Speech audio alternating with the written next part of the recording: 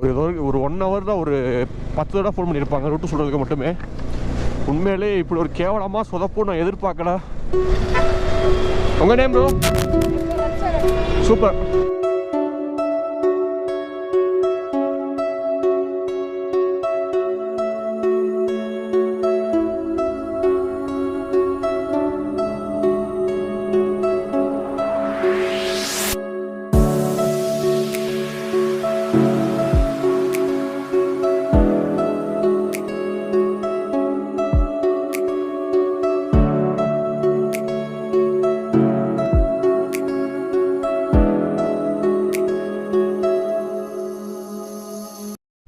So hello guys, welcome back to my channel. நான் பேசிகிட்டு இருக்கேன் ராஜேஷ். ஸோ இன்றைக்கி வந்து பார்த்திங்கன்னா ஒரு டென்ட் பிளான் ஒன்று இருக்குது. ஸோ அதுக்காண்டி இப்போ நான் கிளம்பி போயிட்டுருக்கேன். டைம் வந்து பார்த்திங்கன்னா ரைட் நவ் கரெக்டாக 3 மணி ஆகுது. நான் சிட்டியை விட்டு இப்போ தான் வெளியே வந்திருக்கேன். இன்றைக்கி காலையிலே கிளம்ப வேண்டியது. ஸோ இன்றைக்கி ஆஃபீஸில் கொஞ்சம் வேலை இருந்தனால நான் இப்போ தான் கிளம்புறேன். ஸோ லஞ்ச் முடிஞ்சு இப்போ வந்து எனக்கு தெரிஞ்சு நான் எப்படியும் ஒரு 5:30க்குள்ளே வந்து பார்த்திங்கன்னா சூரியநெல்லி அப்படின்ற இடத்துக்கு போகணும். நான் போகிறது வேறு எங்கேயும் மேலே கொழுக்குமலை. ஸோ க்ளோஸ் முடிஞ்சு. ஸோ கொழுக்குமலை தான் போயிட்டுருக்கேன் இப்போ கிளம்பி. ஸோ அங்கே போய் டென்ட் பண்ணிவிட்டு மார்னிங் சன்ரைஸ் பார்க்குற மாதிரி. ஸோ அது போக வந்து பார்த்திங்கன்னா என்னோடய ஒரு யூடியூப் ஃப்ரெண்டு. ஸோ அவங்களும் அங்கே வராங்க. அவங்க கூட அந்த பிளான் எல்லாமே. சரி ரைட்டு, க்ளவுஸை மாட்டியாச்சு. கரெக்டாக 3 எனக்கு தெரிஞ்சு ஒரு 4:30 வாய்ப்பு இல்லை. ஒரு 5:30க்குள்ளே போயிட்டேன்னா பெட்டர் இருக்கும். ஸ்ட்ரைட்டுக்கு எங்கே கிளம்ப வேண்டியதான்.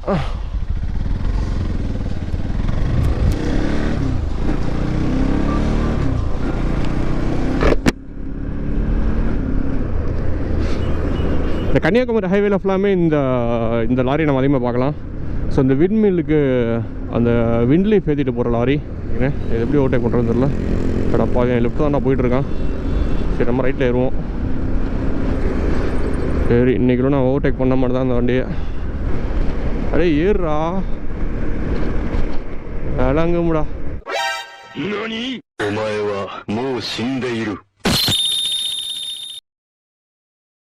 அப்பா ஆக்சுவலாக பின்னாடி ஒருத்தன் உட்காந்துருக்கான். அவன் வந்து பின்னாடி இருக்க ஆக்சிலை கண்ட்ரோல் பண்ணுறான். பட் ஆனால் இப்போ என்னன்னா எங்கேயும் டீ பிரேக் கூட எடுக்க சான்சஸ் கிடையாது. அங்கே நான் போய் சேர்றது தான் இப்போதைக்கு வந்து பார்த்திங்கன்னா, ஏன்னா லேட் ஆகிடுச்சுன்னா அங்கிட்டு ரொம்ப ஹில்ஸில் ஒன்றுமே தெரியாது. ஏன்னா என் வயசு தான் மோசமாக இருக்குது. அது மாதிரி நிறையா பிரச்சனைகள் இருக்குது. அதனால் மேக்ஸிமம் லைட்டு போகிறதுக்குள்ளே அங்கே போய் ரீச் ஆகணும். So right now in Usilampatti. இந்த ஸ்டேட்டை பொறுத்தவரைக்கும் வந்து பார்த்திங்கன்னா ஃபுல்லாமே இப்படி தான். ஒவ்வொரு ஊர் வந்துட்டுருக்கோம். ஒரு 30 கிலோமீட்டர் 40 கிலோமீட்டர் கூட்ட. ஸோ ஒரு சின்ன இந்த மாதிரி ஊர் இருக்கும். இந்த ஆண்டிப்பட்டி கனவா காத்த ஆள் தூக்குதே அப்படின்னு சொல்லிட்டு அந்த கனவா வேறு ஒன்றுமே இல்லை, இதுதான். ஸோ பிரிட்டிஷ்காரங்களோட ஆட்சியில் ஸோ ஏலக்காய் அந்த மாதிரியான விஷயங்கள்லாம் ட்ரெயினில் லோட் பண்ணி இங்கே கொண்டு வரதுக்கு ஸோ இந்த பாதை யூஸ் பண்ணாங்க. அதுக்கப்புறம் ரொம்ப வருஷமாக வந்து பார்த்திங்கன்னா யூஸ் பண்ணாமல் இருந்துருந்துச்சு. இப்போ மறுபடியும் வந்து பார்த்திங்கன்னா சவுத்தர்ன் ரயில்வே அதுக்காக வேலையை பண்ணி இப்போ அதில் ட்ரெயின் ஓடிக்கிட்டு இருக்கு ஆக்சுவலாக.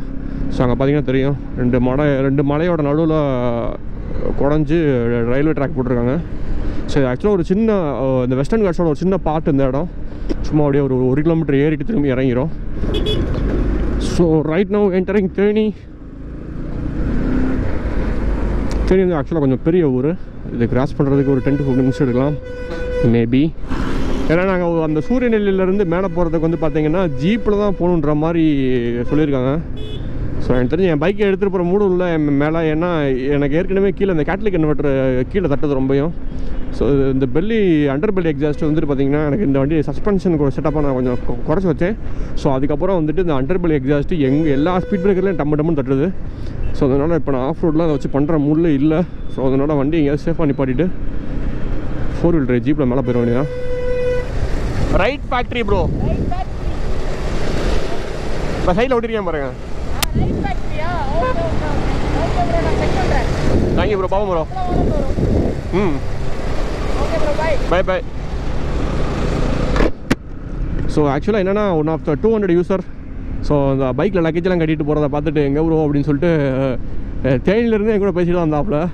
பரவாயில்லைங்க, பஸ்ஸில் போகாமல் இங்கேருந்து பைக்கில் போயிட்டுருக்காப்புல. ஸோ ஆக்சுவலாக அவர் வந்து பார்த்திங்கன்னா இங்கே பக்கத்தில் ஏதோ ஒரு கோம்பைன்னு ஒரு வில்லேஜ் இருக்குது, அங்கே போயிட்டுருக்கேன் அப்படின்னு சொன்னாப்புல.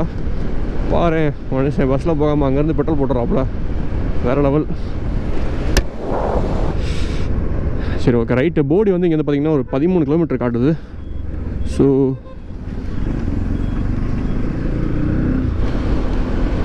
ரொம்ப வருஷத்துக்கு முன்னாடி நைட்டு ஒரு தடவை அந்த சைடு வந்துட்டு இருக்கும்போது ஆக்சுவலாக கேரளாவுக்கும் தமிழ்நாடுக்கும் பார்டரில் ஒரு ஒரு வில்லேஜ். அங்கே வந்து யானை வந்து வீட்டில் இருக்க அரிசி பருப்பெல்லாம் எடுத்து சாப்பிட்டு போயிருது அப்படின்னு சொல்லிட்டு ரோடை பிளாக் பண்ணிட்டாங்க.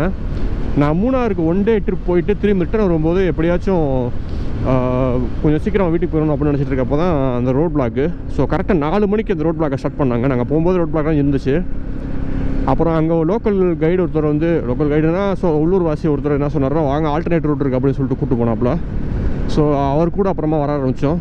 அவர் அந்த ஊரை தாண்டி இன்னொரு ரோடு வந்து மெயின் ரோட்டில் ஏறும், அதில் ஏறிடுவோம் அப்படின்னு சொல்லி அங்கேருந்து கிளப்பி எங்களை கூப்பிட்டு போனார். அவர் வந்து பார்த்திங்கன்னா டீ எஸ்டேட் வழியாக எங்களை கூப்பிட்டு போனார். ஸோ அவர் பின்னாடி ஒரு 4-5 பைக்கு சேர்ந்து போனோம். அவர் என்ன சொன்னார்னா, போகும்போது பார்த்து வாங்க யானை இருக்கும் அப்படின்னாரு. நமக்கு என்ன யானையை பற்றியே போனோம், நமக்கு என்ன தெரியும். ஸோ அதனால் வந்துட்டு நம்ம ஒன்றும் பெருசாக கேர் பண்ணிக்கல. அப்படி போயிட்டு இருக்கும்போது ஃப்ரெஷ்ஷாக யானையோட லத்தி கொஞ்சம் நாங்கள் போன பாதையில் இருந்துச்சு. அது கொஞ்சம் ஆஃப் ரோடு மாதிரி தான். ஸோ அதை பார்த்தோன்னே பின்னாடி வந்து 2-3 பைக்கர்ஸ்லாம் அப்படியே வந்துட்டு, பைக்கர்ஸ் கிடையாது, அவங்களும் சும்மா பைக்கில் கேரளாவிலேருந்து மதுரைக்கு வருவாங்க தான். மதுரை மீன்ஸ் இங்கே தேனி வருவாங்க தான். ஸோ இதை பார்த்த உடனே அவங்க ஆக்சுவலாக ஒருத்தர் வந்தாலே போயிட்டாரு. அப்புறம் ஆளாளுக்கு பிச்சுக்கிட்டு போயிட்டாங்க. ஸோ நாங்கள் மட்டும் அந்த மனுஷனை நம்பி அவர் பின்னாடியே வந்துட்டு இருந்தோம்.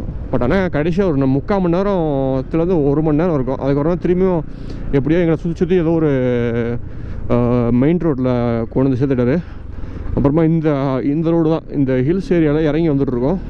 நைட்டு கிட்டத்தட்ட 7-8 மணி இருக்கும். பயங்கரமான ஃபாகு. ஆனால் நான் வந்து என்னோடய பழைய ஃப்ரெண்டு ஒருத்தர் சுதர்ஷன் சொல்லிட்டு, ஸோ அதனால் வந்துட்டு பார்த்திங்கன்னா இது வந்து கொஞ்சம் பயந்துட்டு தான் வந்தோம். சம் கைண்ட் ஆஃப் அந்த ஒரு நெகட்டிவ் வைப்ஸ் அன்றைக்கி வந்து பார்த்திங்கன்னா. ஸோ மேக்ஸிமம் இந்த ஹில்ஸ் ஏரியாவில் நைட் ரைடெலாம் நம்ம அவாய்ட் பண்ணுறது பெஸ்ட்டான ஒரு விஷயம். ரோடு இப்போ போட்டாங்க, அப்போலாம் ரோடு ரொம்பவே மோசமாக இருந்துச்சு. கிட்டத்தட்ட ஒரு பாதி தூரத்துக்கு கிட்ட வந்துட்டோம். இன்னும் 20 கிலோமீட்டர்ஸ் இருக்குன்னு நினைக்கிறேன்.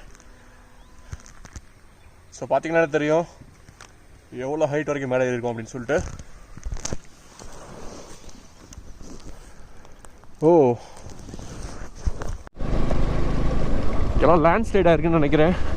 ஸோ திரும்பி ரோடெல்லாம் மறுபடியும் சரி பண்ணிகிட்டு இருக்காங்க தாடி. So time is right now 5:38. இந்த கூகுள் மேப்பை நம்பி எங்களுடைய குழப்பமான இடத்துக்கு கூப்பிட்டு போயிட்டுருக்கு. ஸோ அதே மாதிரி அவங்களுக்கு ஃபோன் அடித்தாலுமே நாட் ரீச்சபிள்னு வருது. Maybe they can reach the point. But நான் இந்த மேப்பை நம்பி இறங்கலாமா வேணாமான்னு ஒரு 1/2 மணி நேரத்துலேயே போயிட்டுருக்கேன். இப்போ ரோடு வேறு பாருங்கள், சம்மந்தமே இல்லாமல் இருக்குது. இல்லை கேரளா கூட இப்படி தான் இருக்கும். இருந்தாலும் லெஃப்டில் திரும்புகிறேன். என்னடா அது ரோடு. கூகுள் மேப்போட உதவியோட நம்ம என்றைக்குமே ஒரு பாயிண்ட்டுக்கு போய் சேர முடியாதுன்றது தெரிஞ்ச விஷயந்தான். இன்றைக்கி கொஞ்சம் ரொம்பவே சுத்த விடுதானே சார். சூரியநெல்லி சரியா? அந்த ட்ரெக்கிங் பாயிண்ட்டு அந்த தானே போகிறோம்.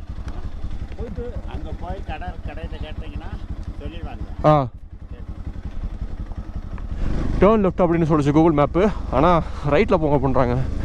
இங்கே பாருங்கள் மக்களே லேக்கை. சரி, இந்த கூகுள் மேப்பு இன்றைக்கி ரொம்ப சோதிச்சிருச்சு உண்மையிலே.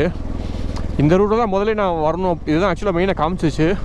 பட் தேவையில்லாமல் திரும்பி நான் அங்கிட்டு இந்த மலை மேலே சுற்றி ஏதோ ஒரு போகிற மாதிரி ஒரு ரோடை காமிச்சிச்சு. நான் அந்த ரோடு அது பாதி தூரம் போயிட்டேன்.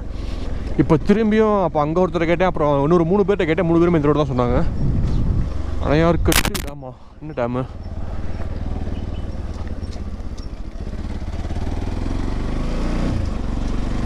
ஆஹா வேறு லெவல்.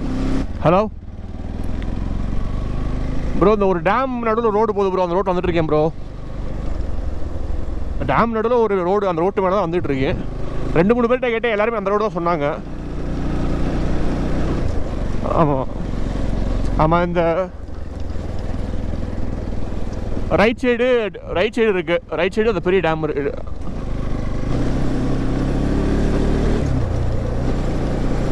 சுத்தம்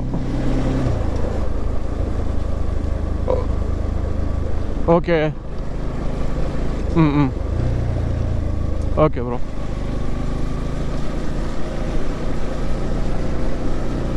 சத்திய சோதனை. ஐயோ ஆண்டவா, இதோட ஒரு 15 பேர்ட்ட வழி கேட்டிருப்பேன். கடைசி இந்த ரோடு தான் அப்படி சொல்லியிருக்காங்க. இங்கேருந்து ஒரு 6 கிலோமீட்டர் சூரியநிலை அப்படிங்கிற இடம். அங்கேருந்து அவங்க வெயிட் பண்ணிட்டுருக்காங்க. எனக்கு ஒரு 1 ஹவர் தான், ஒரு 10 தடவை ஃபோன் பண்ணியிருப்பாங்க ரூட்டு சொல்கிறதுக்கு மட்டுமே. உண்மையிலே இப்படி ஒரு கேவலமாக சொதப்பும் நான் எதிர்பார்க்கல. ஓ மை காட், சத்தியமாக இப்போ இது இங்கிட்டிருந்து மேப் போட்டப்போ ஒரு 3-4 வழி காமிச்சிச்சு. கடவுளே, நான் என்ன பண்ணியிருக்கணும்னா அவங்க முன்கூட்டியே அவங்கள எங்கேயாவது மெயில் நிப்பாட சொல்லி அவங்க கூட ஜாயின் பண்ணி போயிருக்கணும். அதுதான் கரெக்டாக இருந்திருக்கும். There was biggest mistake I think. அந்த தெரியுது ஒரு பெரிய லேக்கு. ஸோ அதுக்குள்ளே இருந்தே வெளியே வந்தேன் நான். மணி வந்து பார்த்தீங்கன்னா ரைட்னா ஒரு டைம் வந்து 6:20 ஆகிட்டு இருக்கு. வெயில் காலன்றனால சன்லைட் தெரியுது, இல்லைன்னா இந்நேரம்லாம் இருட்டி இருக்கும்.